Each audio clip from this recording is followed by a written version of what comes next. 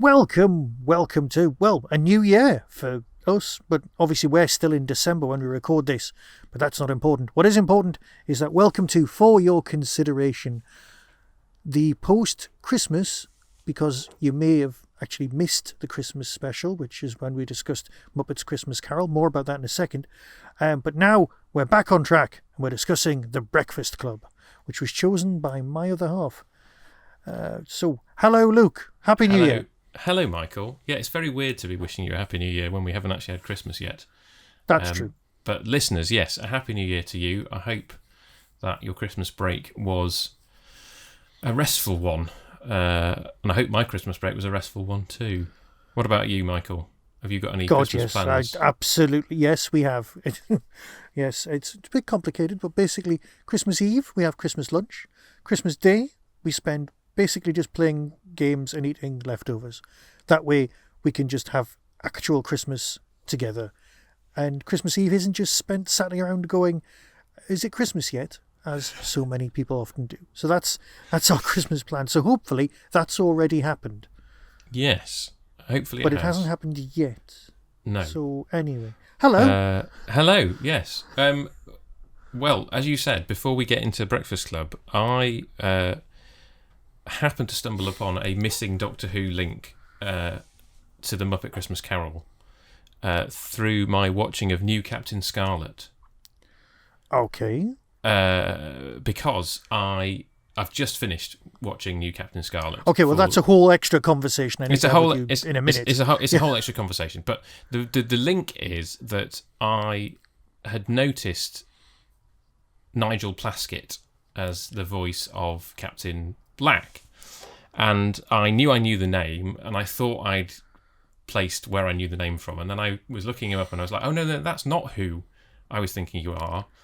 Nigel Plaskett plays Unstoff in the Reboss operation with Tom Baker. Right. So So that's the connection between New Captain Scarlet and Doctor Who. Okay. And one of my favourite Tom Baker stories is the Rebus operation, but that's a whole other conversation, which I had on the Moment podcast many years ago. If you want to track that down, anyway.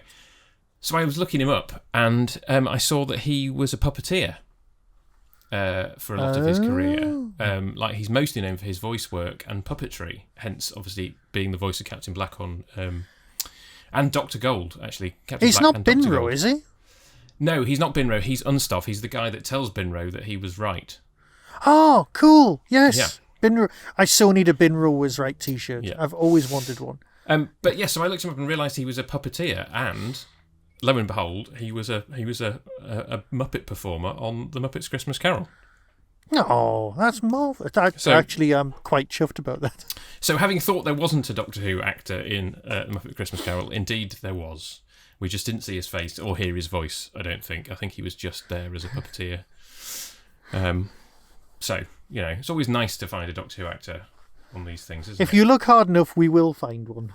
But yes, so The Breakfast Club. So you, your wife picked this. So my wife having picked Austenland for us, your wife picked The Breakfast Club. So what is her history with The Breakfast Club, and then what is your history with The Breakfast Club? Why are we watching it this month? I'd never seen it ever, but which I'll talk about in a minute. Right. And my wife just wanted to introduce. She went, "How can you have done a film like making Degree and not seen this? That's ridiculous."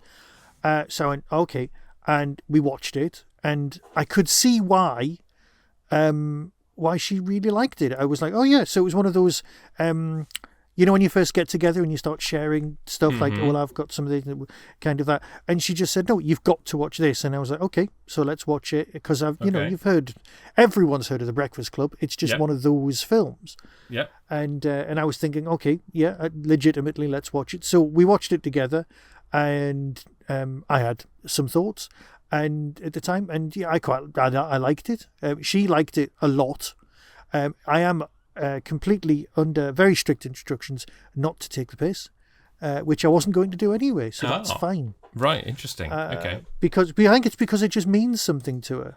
Right. And it's sort of one of those kind of emotional, primal things, mean, it's set in 84, which for us, we would have been 12. But it's one of those films that in the UK made a big impact on video rather than at the cinema.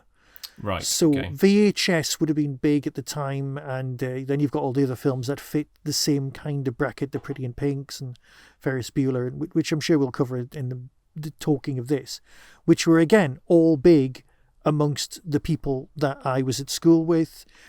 And it was one of those things for me where I just kind of didn't get round to it, and then it was gone because I was too busy doing, and I'll talk about that in a minute, other types of films.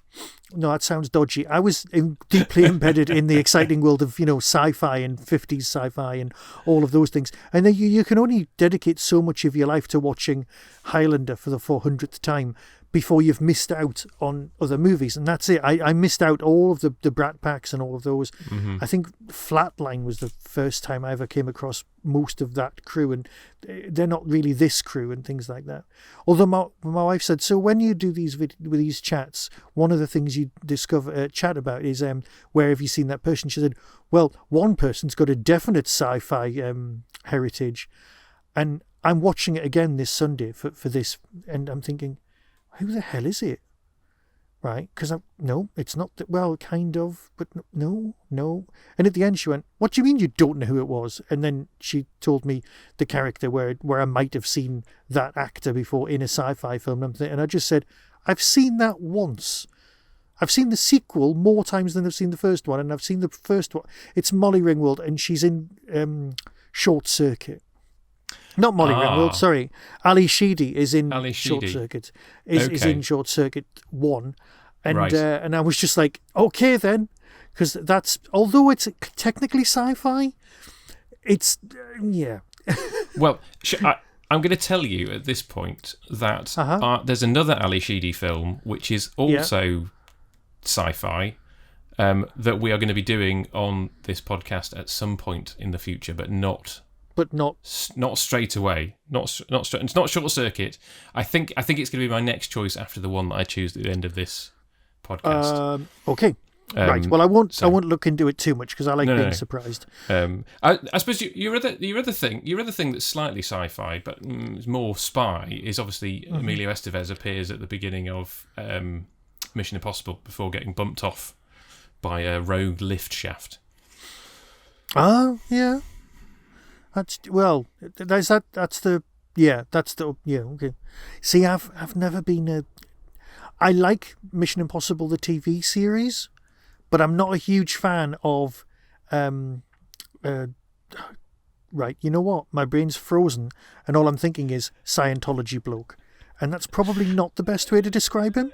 I mean, but I'm not, it's one way of describing Tom Cruise, yes. That's it. I couldn't remember Tom Cruise's name. My head just melted there. But I'm not the biggest fan of Tom Cruise in things. It's the reason I've not seen the new version of The Mummy, which I really wanted to see. But I'm like, I just don't enjoy films with him in. People go, what's your favourite film with him in? I'm like, it's Legend, because it's got Tim Curry in it and it kind of balances out. But no. Ooh, so interesting. Because I do have one Tom Cruise film that's a sci-fi film that we may consider at some point. There is a sci-fi film with him in, whether that die repeat thing. That I have there's seen that. Yes, I wasn't thinking of that. I do like that. No, I was thinking of Minority Report. Oh, which exactly. You see, I forget he's in that, and I think, I must watch Minority Report again, and then I sit down and go, why did I forget? Yeah. Why did I forget it was Tom Cruise? It's a great, because I'm all up for your Agatha and your other characters, and but it's like I've come for the psychics, but I'll stay for the sci-fi. It's fine. So so that's it. Basically, I watched it with my wife. I did enjoy it. She suggested it. And I thought, you know what? Yes, if Luke's not seen it, great. If he has seen it, at least we'll have something to talk about. That's it. So, are you familiar with this at all? Well, so the first thing that stood out to me when we started watching it is that it gives you a date on screen as the 20-something of March. 24th, yeah. 24th of March. So this is literally set less than 2 weeks before I was born. Cool. I hadn't thought about that. So as they are in detention in the fictional world, I'm sort of preparing to enter the world. I mean, it came out in 1985, so I'm assuming that it was shot after the date on which it supposedly occurs fictionally. But so this is I'm kind of entering the world and therefore not aware of films. It is quite weird to lock something in. It is. It is. I don't think I would have done it, but we need to talk about the directorial choices that are being made here as well. Yeah. Because, we can, so that's good. So while for you it was something you could have seen at the time, it was definitely something that wasn't something that I saw. I mean, obviously, I have seen plenty of movies from the 80s. Indiana Jones. You shock me, young man. You shock me. Indiana Jones: Back to the Future. The film that I'm going to pick at the end of this one is a film from early in the 80s. Marvelous. So there's plenty of films from this era that I know and I enjoy. And I was aware of the title. I was aware of the title, The Breakfast Club. I was aware of the title, Ferris Bueller's Day Off. More recently, I've become aware of the title 16 Candles. All these other John Hughes films. Like he was well known, and in terms of the actors in this, I became aware of Ali Sheedy in another film, like I say, which we're going to do. Yeah. I was aware of Emilio Estevez as like Martin Sheen's son, and we were watching this. Hannah and I were watching this, and she was like, "You can really tell, can't you?" And oh my God, you can! It's the most Martin Sheen he looks in his whole career. I understand. We were reading some trivia on it, and the guy who plays the janitor, apparently tried to encourage the cast not to go too method because of what happened to Martin Sheen on Apocalypse Now, not realising that Emilio Estevez was Martin Sheen's son. I didn't even know that. That's hilarious. Yes. The horror. Yeah. And Judd Nelson's very method, though. So yes, he is. We need to talk about his character. We need to talk about all we need to talk about all of them. Yeah. But I wasn't really aware of him. I wasn't really aware of Molly Ringwald. What's the other guy? Anthony Michael Hall. It looked familiar, but then I looked through his extensive career and couldn't find anything that kind of jumped out at me. So I suppose the one of the Brat Pack who's not in this that I was most aware of was Rob Lowe because of The West Wing. Oh, I see. I would have thought you had gone for Keith Sutherland, but yeah, that does make sense. Yes. Sorry, I hadn't realised Keith. Yes, Keith. Okay, Keith Sutherland as well. But this is pre-Rat Pack. This is them before somebody gave them a name, before they were even behaving bratty. Right. Okay. Yeah. They were just jobbing actors at this point. I mean, all right, a couple of them had been in like 16 Candles, but I'm pretty sure because some of the stuff out because I watched a YouTube kind of reunion video, which is absolutely lovely, and they're all talking about it. And I've not seen 16 Candles, but I think there's a scene where someone may take their top off or something, which was put in by the studio. Right. And John Hughes was not impressed that this had to be inserted in order to make it a 15, in order to appeal for the right audience and things like that. And that was the point where he just went, I'm not making another film unless I've got control and I can say no to that sort of thing. Right. And it didn't happen again because 16 Candles made them enough money to give him enough power to be able to go, no, I don't think so. That's interesting because I read about this film that there was going to be a scene of the teacher perving on another teacher. Yeah. And Molly Ringwald asked John Hughes to take it out, and he did. So, you know. I mean, that's the other thing I was saying to Hannah, I was like, I bet there's a much longer version of this film, and she found out that apparently the original cut was 2.5 hours. Yeah, and he's got like 8 hours worth of footage that he made the film from. Must be loads of... Yeah, exactly. So, okay. Why do you like the film, Michael? We're sort of quite a while I enjoyed it because I was sharing it with my wife the first time. Yeah, that's true. Yeah. We have, but normally we've brought something to the table. Yeah. Like I've gone, hey, I love Blake Seven because this, this.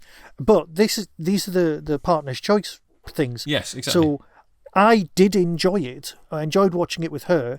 I've got some issues with it, right? And I'm pretty sure I've got exactly the same issue with it that my wife's got. Right. Okay. But apparently, it's a thing that occurs in John Hughes films because he also did Planes, Trains, and Automobiles, which I didn't know, and there was also he was a big hand in Home Alone, and a lot of films that came later, there was sort of a lot of writing going on as well. Right. But there's moments, especially I'm using Planes, Trains, and Automobiles as an example of this. There's a moment in that where they're driving along the road, and it's quite realistic for a screwball comedy. But there's John Candy's in the car, and there's basically a moment where he turns into the devil. Literally, he's all sort of red and screaming because they're going to die in this car, and then they're not. It's one of those moments of like near-death experience things. And in this film, you've got the bit where he goes into a room, does the screamy thing like Hazel O'Connor, and the window smashes, and you're like, well, it's reinforced glass. How does that? What's going on? That's just made up nonsense. And apparently there's moments like that in a lot of his films where it just takes you out of it in order to make a cinematic point. Something happens that's just nonsense. My wife said it's okay. This is going to be a slight left field thing. Breakdance the movie. Okay, there's a scene where the guy dances with a broom and it hovers. Interesting. Right? Okay, right. Okay, and it totally takes you out of the film because it goes against the apparent reality, the agreed upon reality between the audience and the film of what is real in this film, and it steps beyond that. Right. Okay. Yeah. But it's not, But then is it a musical or whatever? Because it's not. Mm-hmm. But you know what I mean. So that's one bit that kind of distracts her. But we bonded over that. So yeah, I liked it, but I've got issues with the whole. There are 5 types of kid. It's like character classes in Dungeons and Dragons. It's like there are 5 types of children, 5 types of teenager, and this is what we are. Yeah. But in fact, the point of the movie is all kids are all types of. They're all of the types. Right. You see what you expect to see. Yes. And you don't look beyond that. Yes. And that's a big message for a teenager going, yeah, I'm more than you can see. Yeah. And that's going to appeal to anyone who thinks yeah. So I get why they were popular. But like I said, I was watching Nightmare on Elm Street 1, 2, 3, 4, 5. I was watching those. I was working my way through all the Twilight Zones. I was watching so much 50s sci-fi, more than I could get my hands on. I was watching Reanimator. I was watching these frankly hilarious horror movies. Right. And I was doing those while everybody else was doing these. Yeah. Everyone else was doing the John Hughes route.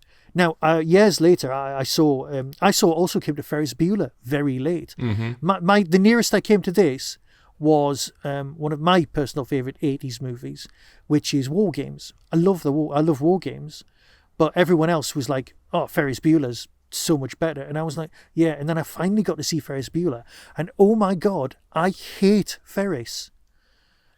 Just was like, you're just a sociopath. You are so selfish. You are so focused on yourself. And I would love for there to have been a sequel, or Ferris Bueller's Life, where the guy had to face up to being, to not just coasting, to not just finding a way around stuff. And I know that was the hilarity of it all. But this is also the man who made Weird Science, which, yeah. So it's not 100%. Isn't it great? But I can see why other people think these are brilliant. Right. Yeah. So I think this is probably the best of that lot. So I watched it with Hannah because I was just like, do you know are you interested? And she'd watched it before. Okay. And we got to the end of it, and we actually had a really good chat, because I came away from it somewhat. How do I describe my reaction? Well, it's got no plot. That is true.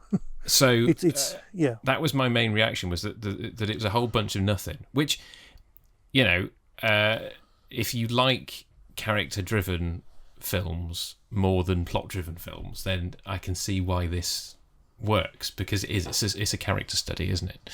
And Hannah's comment was, well, I think I was like, maybe if you know what you're getting into, like you said last time with Austinland, you had expectations about what it was, and then it wasn't that, and So Yeah, you that makes kind of need sense. to watch it again. You kind of need to watch it again in the knowledge of what it is to kind of fully appreciate it.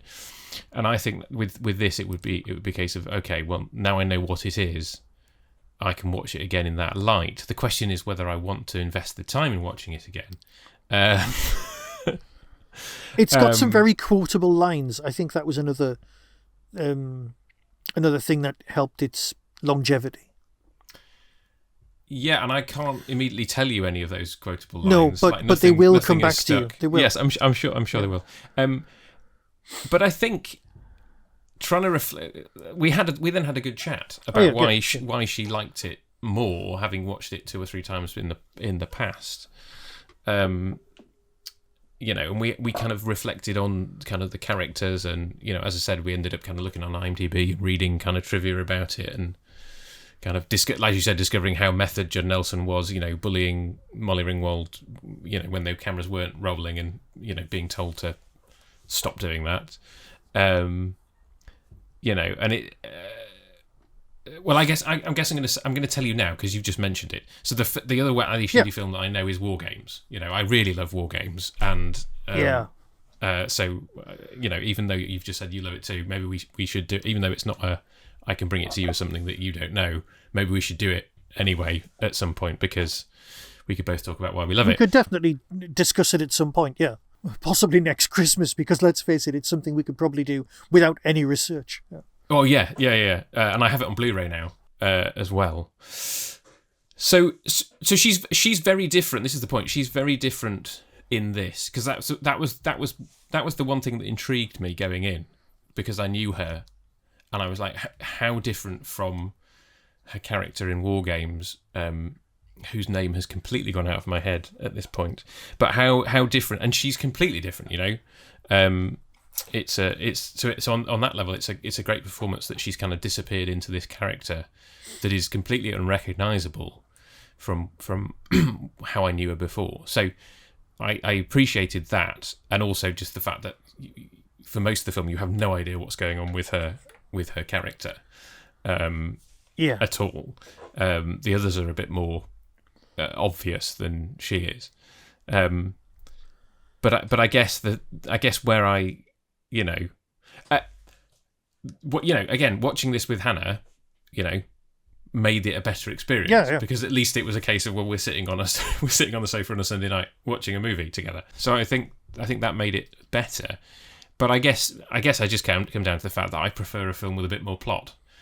Because I was just sat there going, no, that's it. When's the story going to start? My wife's got a theatrical background, so it does come across more of it as like it is a stage play. It's got one set. Oh my God, if you went to the school with that library, would you ever leave the library? No, you wouldn't. Right? It's got art in the middle of it, right? Okay, so but it is just one set, which makes it an ideal movie. Yeah. It's great. So yeah, I can see that. But yeah, you're right. Part of the charm is the actual fact that we're grown-ups and you get to sit down and share something, and it's nice. So yeah. I mean, I guess going back to the fact that I don't really like Once Upon a Time, when we did The Prisoner, that's 2 people in one location talking, and I don't really like it. So I think I'm just playing to type at this point. Yeah. That's fine. Yeah, well, fair enough. We'll all do that. But they are, like Once Upon a Time, you can compare it to that if you want. They've apparently got something to say, but you're not 100% certain what they're saying. So it's quite similar in that respect. Yeah, they're saying, we're all, okay. The bit at the end where they're all sat round and they're like, will we talk to each other on Monday? And you're like, well, sorry, but Molly Ringwald's right. They won't. And I know they're all like, yeah, that's terrible that we won't talk to each other. But they wouldn't. But I suppose they might. And they leave changed people. Yeah. Yes. So hopefully that's a good thing. There is growth. There is character growth literally in them. So that's fine. But only one person actually does the essay. So yes. And it's not 1,000 words. It's really not 1,000 words. Yeah, I mean, I suppose. Yeah, it's interesting to kind of contemplate and go, okay, yeah, we all went to secondary school, high school. we all knew people, or either we were friends with, or we were definitely not in their clique. We know all of these people, in some way, shape, or form. But that doesn't mean you necessarily want to spend an hour and a half in their company, listening to them kind of work out their teenage angst. Well, that's true. Okay, there's a few things in my head at this point. One of them is I never watched the TV series Grange Hill when I was growing up because I'd been to school and I didn't want to spend more time there. Right? So I think that's possibly a reason that this never appealed to me to go and see. I'd rather watch something with a bit more action, a bit more fantasy, something like that, because I don't want to spend money or time with some more teenagers when I'm spending most of my time avoiding spending time with teenagers. Yeah. So perhaps that's much more closer than I was busy doing something else. It just didn't appeal to me in any way at the time to go, oh, I know, I'll watch some people in detention. Hang on, isn't that just being in detention? Something that I've actively avoided. And also they're Americans. You can't get away from that. We are the UK experience of being teenagers. I was not the same age, but I was within sort of 5 years of what they were supposed to be. And we don't have Letterman jocks. We don't have people who go on to, they get a scholarship because they're good at a sport, because the school needs that. Yes, we've got kids who are brainier than others, but they're just in set one and they're with other kids who are brainy. And the princesses, we've got that. And and there's the basket case. But let's face it, how many kids were going to be the slight outsiders? There was enough outsiders of a variety of different types at my high school for there to be subsets of outsider. Yeah. And if it had been a set a couple of years later, then the basket case would have just been a goth. But the goths hadn't quite established themselves in the States at that point. Because even, they say that the look's based more on like the beatnik kind of outsider. But that's what she would have been. Yeah. And at the end, here's the thing. Right. Okay, so given what I've just said and some of the stuff I've read online, do you think, and we'll call her the goth, why the basket case, Alison, yeah. What does she sell out by wearing the makeup and then suddenly being attractive to Estevez? Yes, this is the kind of, can we remember the actual character names? I've got them written down. Hang on, give me a second. There's Brian is the brainy one, and then I've actually written the word El Sporto, and then you've got Bender. And then what is Emilio Estevez's character called? I forgot. That's the only one I've not got written down. Okay, and then Molly Ringwald. Because I've got Criminal, Judd Nelson, Brain, Anthony Michael Hall, Brian Johnson, Princess, Molly Ringwald, Claire Standish, there we go. And Basket Case, Ali Sheedy, Alison Reynolds. But I didn't bother writing down Emilio Estevez's name. But yeah. I mean, I was disappointed by that because, as you say, she kind of she does the conventional makeup thing, and then they get. I mean, I suppose that's the other thing is that I don't think that Bender earned the kiss with Claire. That felt wrong. And again, sorry, the upskirt shot. That fits very much in with the stuff that my daughter was on about. It was like stuff that just wouldn't be in a film these days. Well, so right, okay, now. So we have to talk about Bender then, okay? Yes. Because yes. So this is the point that Hannah made. She was like, because I said, "What do you think?" Because I was like, "Well, as a woman, I think you probably have a more visceral reaction to that than I do as a guy." And I went, "Oof," and she was like, "Actually, it's okay because the film doesn't treat it as okay, right?" It's totally in character for Bender to do it, because he's hiding under the desk. And they're all covering for the fact that he's hiding under the desk, and he's very impulsive as a character. So it's totally in character for him to do it, and then the film treats what he's done as being bad. You know, at no point is it okay by any of the other characters what he's done. So I think from that point of view, it's okay. You know, like bad people do dickish things, and as long as the film kind of treats that. Go on. I've got that. However, did we need the shot? Did we need the point of view shot? Did we need the point of view shot? Well, I guess that's debatable. Yes, I guess that's debatable. I'm thinking, no, we don't. It's one of those implication things. I think it would have been better if it was just implied. Right. Yeah. Yeah, maybe so. But I don't. Am I a prude? I possibly. But would I have? Was it necessary? That's what it always comes down to for me. Even if there were stunt legs or somebody else, whatever. I mean, God, even if it was like these days CGI'd or something, if it wasn't even remotely real, it's like, but is it needed for the plot? That's for me. That was important. Yeah, so I don't know, and it didn't. To me, it didn't feel at all salacious or. But it. Yeah. Well, it felt. It's in the eye of the beholder, though, isn't it? Yeah. But let's talk about Bender. I'm going to try not to bring up what I think. I mean, actually, I'm going to try not to bring up what. Feel Hannah free. thinks. Go for it. I don't. No. Because I want to see if you bring it up first. So. Oh no, it's a test. Right, go on. No. It's because it's important that it's. If this is your perspective, I don't want to plant the idea in your head. So fair enough. Tell me what you make of Bender. Just by observing him. Okay. Like, I know he's tremendously damaged, and he's doing it on purpose. But okay, well, let's cycle back to the very beginning of the film. This is, and this will make sense. It all connects. Bear with. I'm going to go with auteur theory because he's a writer-director. Now, the opening sequence of the film teaches you everything you need to know about the characters before most of them have even spoken. Yes. And the person who arrives on their own is Bender. Everybody else is delivered. Yep. But he goes there under his own steam because he's got nowhere better to be.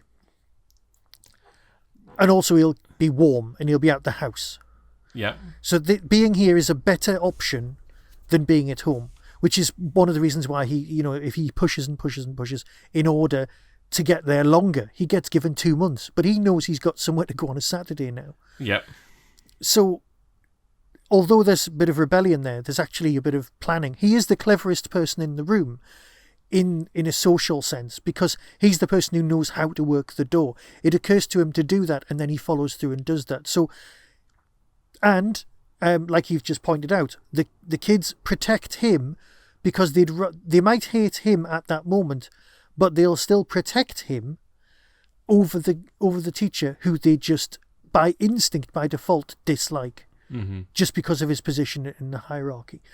I'm not a huge fan, and I would have if I'd been there, I would have actively avoided any form of contact with him if that had been a real-time situation. Yes, I agree. But he does question things a lot more than the other people. And he's come to some conclusions. Some of them are right, some of them are wrong.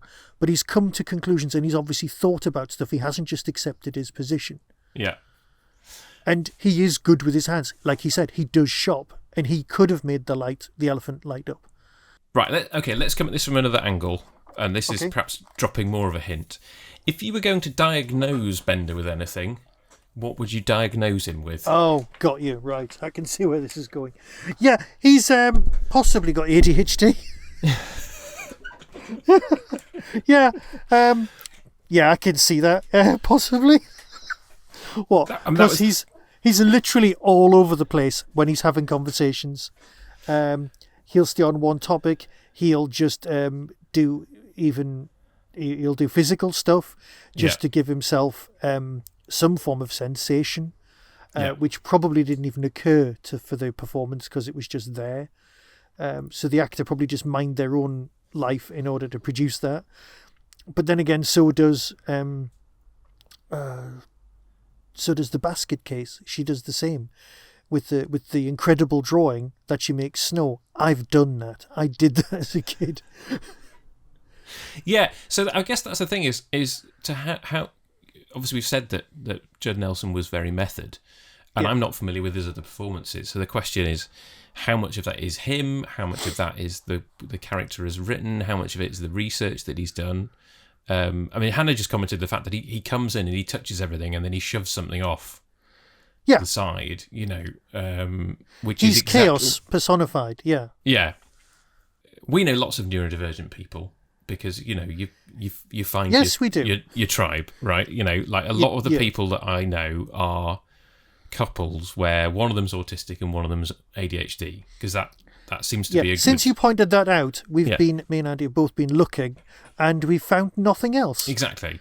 But it therefore means we know a lot of children who have those characteristics. One in particular who's a really good friend of my daughter's, who must be about 8 or... Well, he was born just after we got married. So, he's 9. He's 9 now, but he's exactly Is he 9 going on 200? Well, well, he's 9 going on about 4 when it comes to his impulse control. Fair enough. And so, he's exactly like Bender in that he'll walk into a room and he just won't be able to stop himself from like touching everything. He's so impulsive, and obviously it and presents possibly clumsy as well. That's why he's knocking over stuff like the paint pot that ended up with him getting the cigar burn. Yes, exactly. So, but again, it's one of those things. You're like, this is 1984. A public awareness. It's that thing on the internet. Here's the thing. I mean, you see this on the internet all the time, especially in places like Twitter rather than like Blue Sky.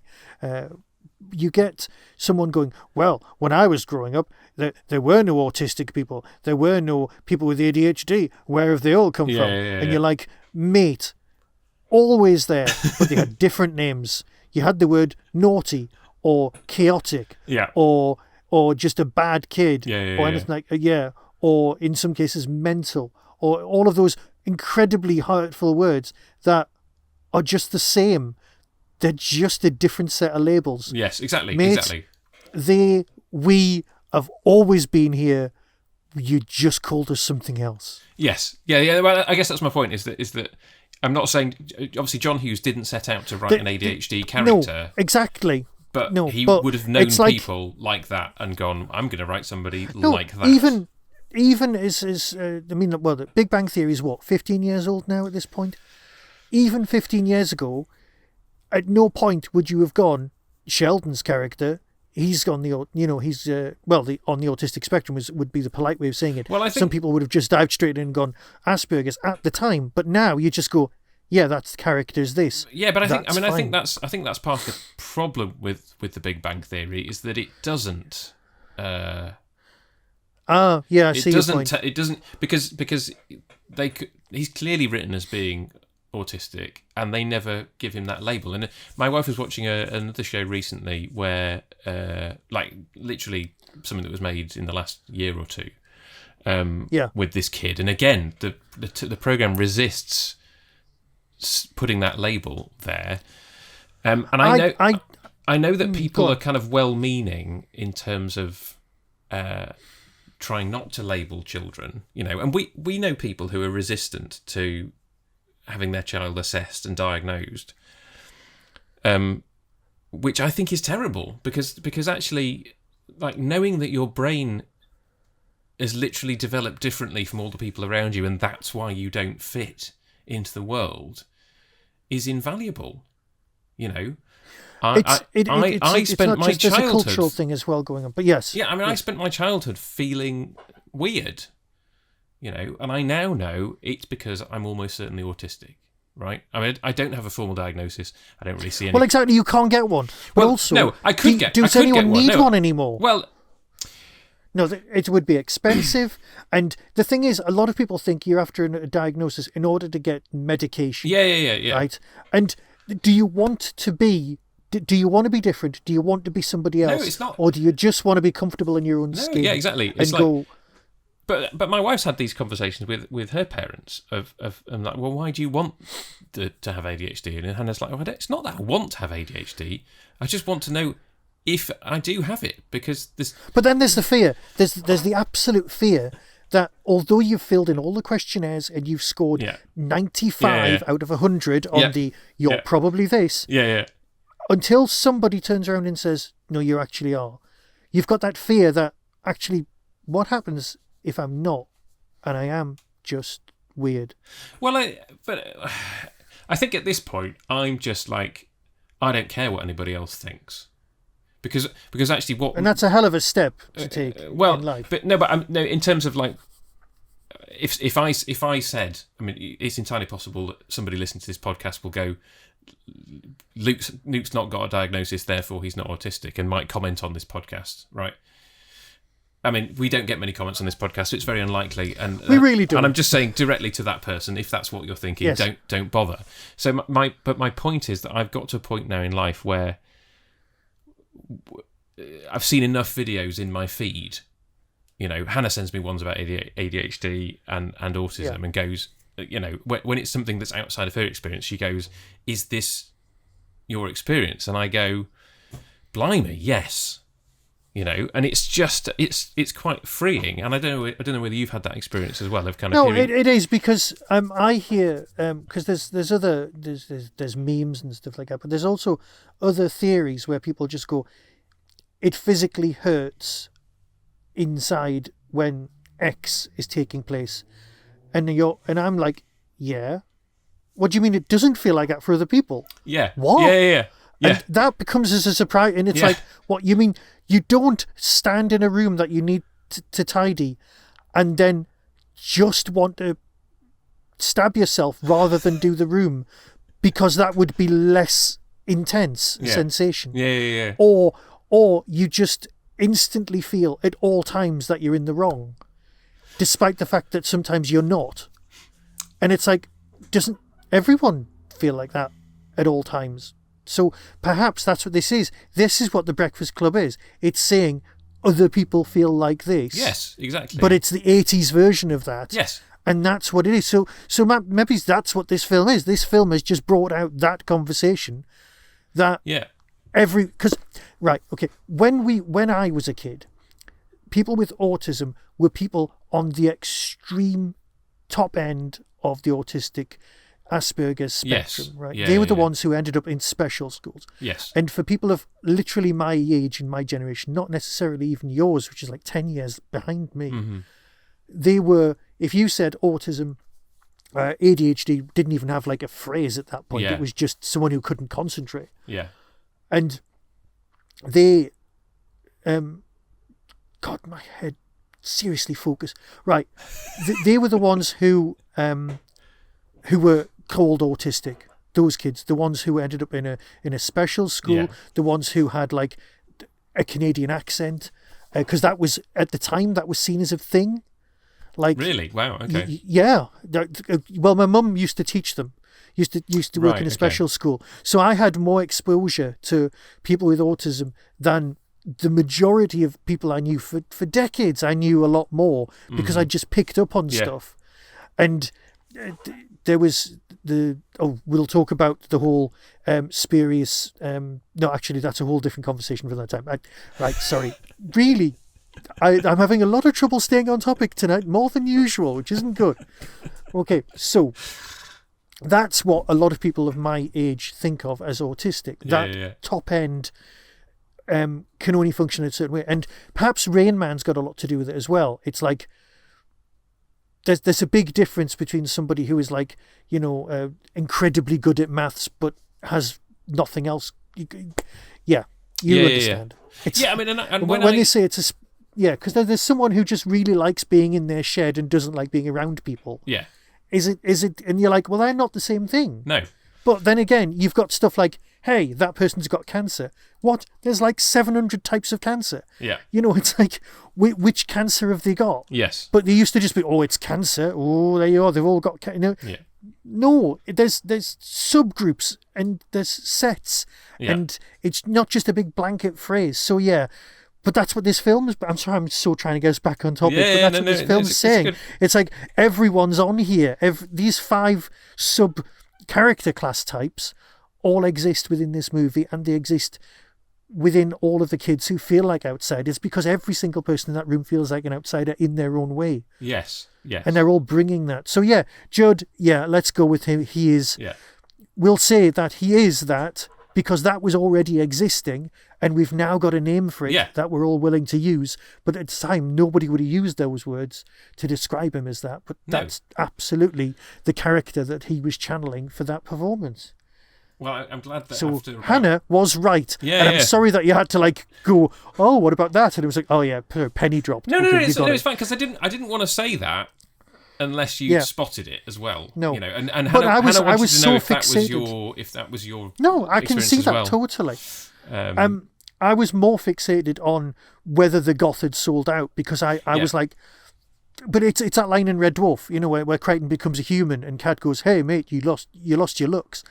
It's like, leave her alone. She was great. Stop making her to somebody else. But she's only doing that because the princess character is being nice to her. Yes. And she's going along with it. Yes.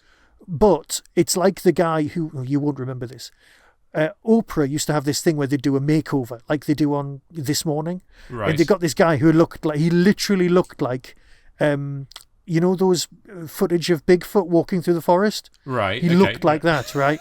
And they brought him in for a makeover. It's just like the most famous makeover they ever did. And they did him, and he looked like they shaved him, cut his hair, and he looked like Rob Lowe, right? He looked like... Right, okay. Oh my God, underneath that, you look like what everyone expects you to be. Right. What everyone expects you to be, and you are a prime example of that. And people were writing into the show proposing marriage and all sorts. Right? And then years later, on Oprah's retirement, they had him back.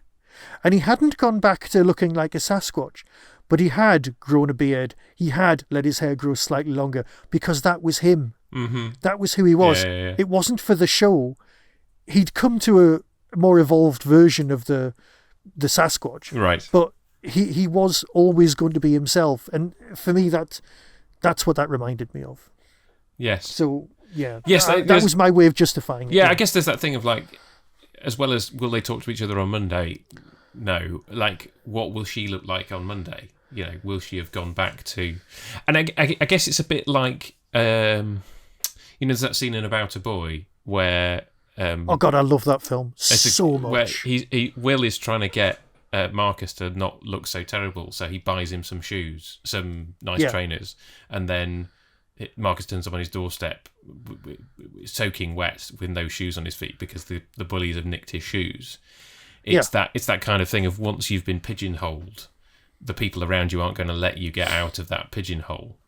No, no. And you end up putting yourself in there as well. Yeah. Or because her thing of I'm here because there was nothing better to do. She's clearly got stuff going on in her life that means that she would rather be in detention than anywhere else. And you're like, well, what? And I did read that apparently he did consider a sequel of doing the Monday morning. But couldn't clearly couldn't find a script to kind of make that work. But that. Just do the school reunion. Yeah. Oh yeah, where are they in? And I know he's dead now, right? He died in 2009. Right, yeah. Which is a massive loss, because anyone who can write that well and shoot stuff that well, and now I know he'll have had a director of photography, but anyone who can just go, I need this and this and this, and this is what I'm going for, and you can assemble a group of people around him that can provide that. Yeah. Just make more films, man. And he didn't get to do that, and apparently had a falling out with I think it was Molly Ringwald, and when he died, because I think she was busy, and she said she couldn't make a film with him, right? And he kind of took the hump, and she said, in this life, no one can hold a grudge like this guy can, right? Okay. And he did his whole life, and that's really quite sad, because he didn't need to, no, at all. And Molly should have made more films. I know there's a whole extra story, and people can find out about her career, and she's been treated appallingly by Hollywood. But they're all very good. There isn't a weak performance here. No. In fact, the most off-the-wall performance is from the principal. But that's because he has to be unlikable. Yeah. And the janitor's a great character, and he doesn't have a lot to say, but it just works. Mm-hmm. And he is the most acceptable of all of the adults in the film. Yeah. But there's that whole right. I mean, it feels like talking about those two. It feels like there's a whole. It feels like they must have shot more stuff, because there's the bit where he goes down to the basement and he's trying to look at the confidential files, and the janitor finds him and it's like, hey, what's going on? And then they end up smoking together, or is it drinking together? It feels like there's a whole extra. There's a whole extra bit to their day. What's going on there. And obviously there's so much, as you said, there's like 8 hours of footage.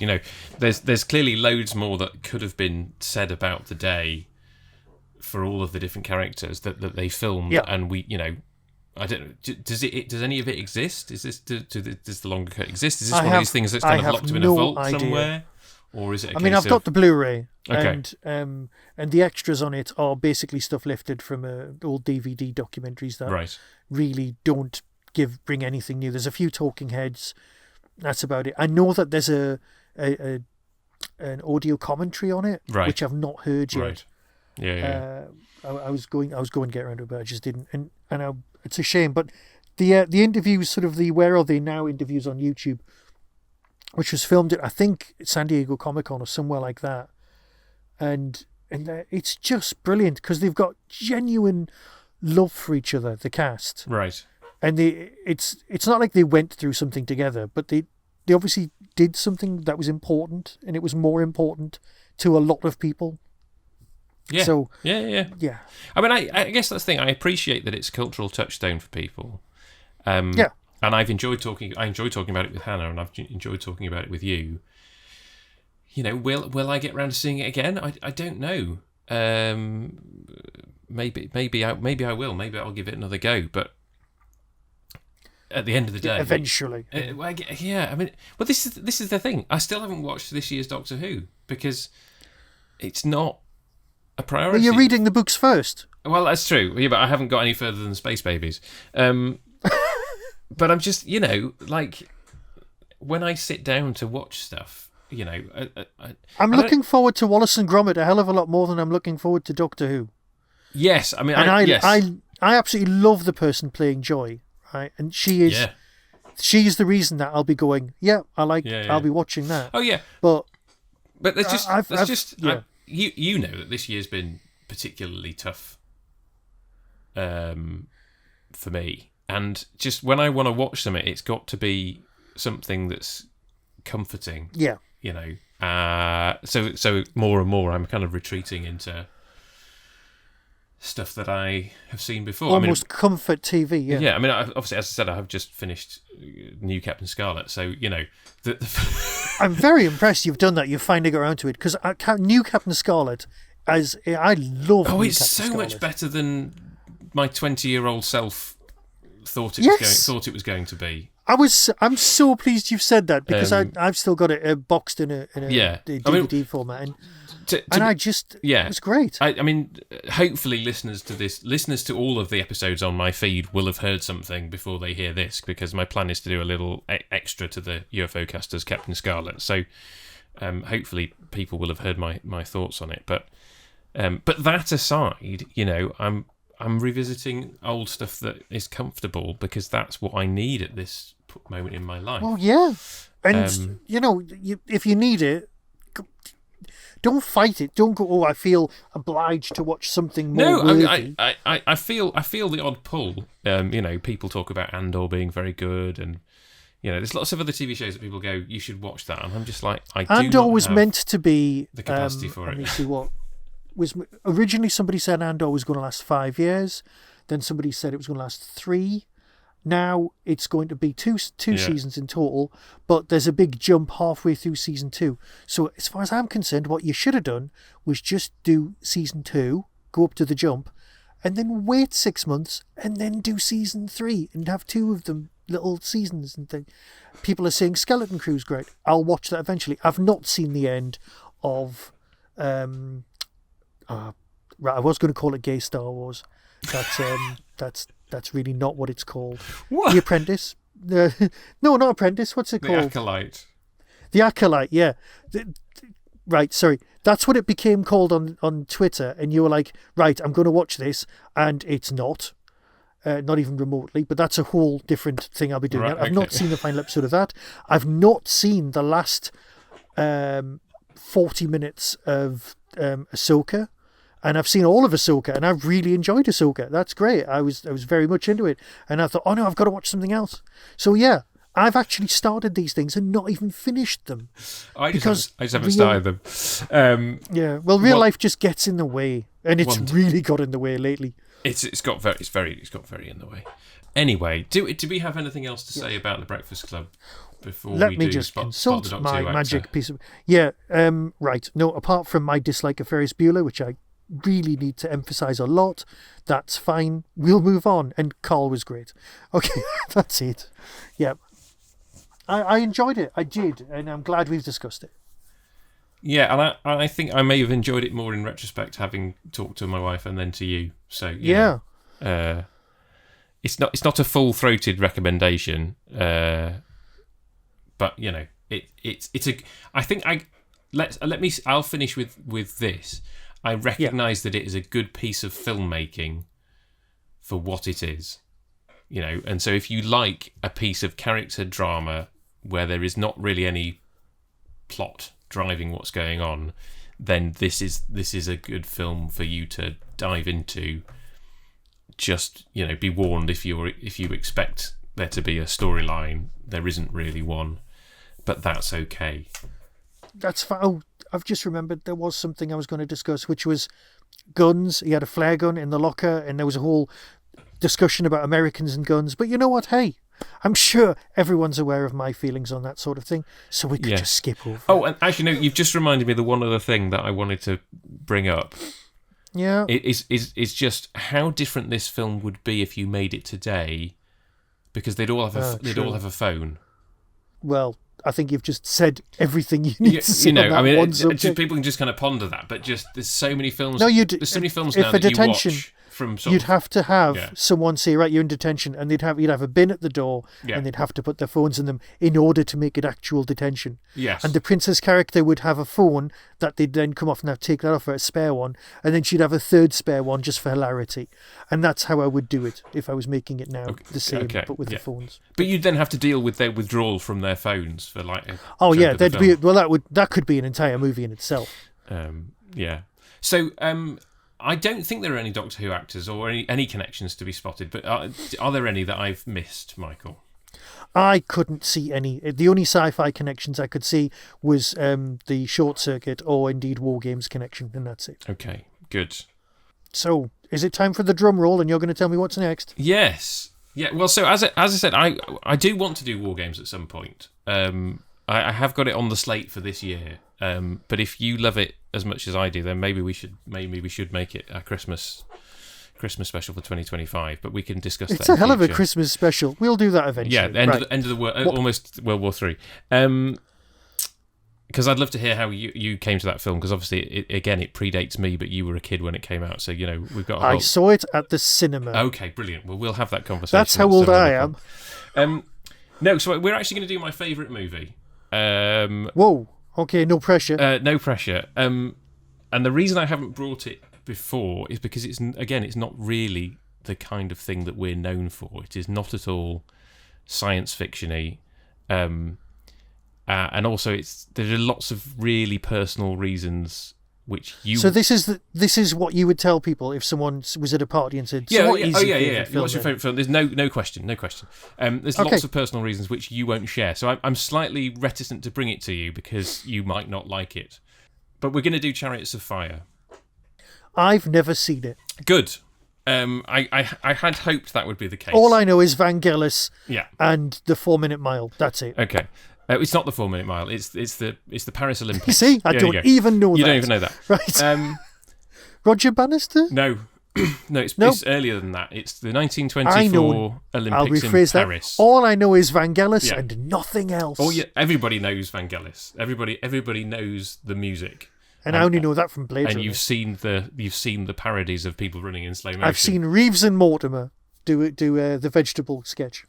I want to prime you for people to spot. So this is not just spot the Doctor Who actor, because there is only one. Oh, okay. Well, there's only one proper Doctor Who actor in it, who is most famous for a vocal performance, though he has appeared as himself. And I suspect you won't spot him, but there is a Doctor Who actor to spot. However, what I want you to look out for, more importantly than that, is an actor from Alien. Okay? Okay. So an actor from Alien. And then I want you to look out for 2 Star Trek actors who are from 2 very different pieces of Star Trek. And they were both in Star Trek sometime after Chariots of Fire. So I'd be interested if you can spot them. Also, bonus points if you can spot a very young Stephen Fry and Kenneth Branagh in the background of a couple of scenes. And I've never spotted them. I was reading about this the other week and went, are they? So I know where they're supposed to be, so I'm going to be on the lookout for them. So bonus points if you can spot Stephen Fry and Kenneth Branagh. But mostly what I want you to look out for is an actor from Alien and 2 actors from Star Trek. And I hope you like it, but I'm getting prepared for the fact that you might not. But I've only avoided it because it's a sports movie. Well, and I'm not. That's it, right? That literally it was it, and also it was what is it? 1983. It's 1981, and so it's the film that stopped. It's the film that kept Raiders of the Lost Ark from winning the Oscar in 1982. And so a lot of people dislike it for that reason. But although I like Raiders of the Lost Ark, I prefer this. So I will get a copy to you. They're not really in the same room. They're not in the same room at all. They're 2 very different. Right. Very okay. different. Yes. Well, I shall look to see if I already have access to it via some other means. As in, is it on Sky or YouTube? Do let me know. But is it on like otherwise iPlayer or something? I can do you a Blu-ray rip of it, and so you can watch it in pristine. Which we will then high def. record and watch. So we will record that at some point in January, and it will be in our listeners' ears in the beginning of February. Beginning of February, yeah. Cool. Well, in the futuristic year of 2025. Oh gosh, yes. Well, we are. Our voices are in the year 2025, even though we're talking from the year 2024. Right. Should we finish there? We should finish there. So it's been great. Thank you, Michael, for bringing this. It's been a really, really good chat. So I will say once again to our listeners, Happy New Year, and I will leave the final word to Michael. Happy New Year, and be seeing you.